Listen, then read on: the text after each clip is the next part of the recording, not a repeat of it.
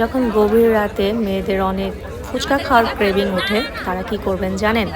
দৌড় দিয়ে যারা পারবেন গুলশান 2-এ চলে আসবেন।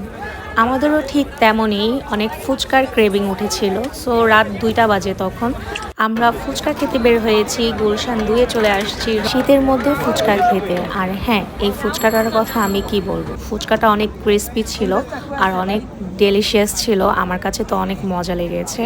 আর ওখানকার মিষ্টি টক, ঝাল টক ওদেরকে বললেই ওরা ঝাল টক দিবে।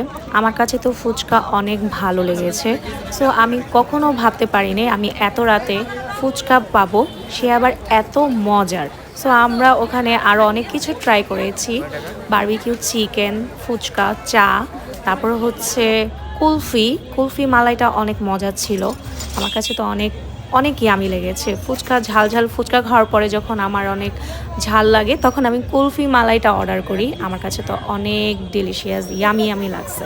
আর এখানে আরও অনেক কিছু পাওয়া যায়, যেমন লুচি, হাঁসের মাংস, গরুর মাংস, আরও অনেক কিছু। ওখানে বসেও আপনারা খেতে পারবেন। এই জায়গাটা আরও অনেক বড় করেছে। পাবেন আপনারা আরও বারবিকিউ মাছ, শিক কাবাব, গ্রিল চিকেন, আর হচ্ছে বারবিকিউ উইংস।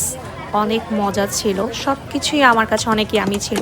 অন্যান্য বারবিকিউ চিকেনের চাইতে এখানকার বারবিকিউ চিকেনটা আমার কাছে অনেক মজা লেগেছে। আপনারা এসে অবশ্যই ট্রাই করবেন। আর হ্যাঁ, এখানে মোমো পাওয়া যায়, বাট মোমোটা আমার কাছে এত টেস্টি লাগেনি। আর হ্যাঁ, এখানে ভুট্টা ভাজাও পাওয়া যায়। আর ভুট্টা ভাজাটা দেখেই মনে হয়েছিল যে অনেক ইয়ামি হবে। সবাই সিরিয়াল বাই সিরিয়াল লাইন ধরে অর্ডার করছিল। যাই হোক, আমার অনেক লেট হয়ে যাচ্ছিল, তাই আমি আর এটা অর্ডার করিনি। আমাদের যাওয়ার সময় হয়ে গিয়েছে। সো ভালো থাকবেন, আল্লাহ হাফেজ।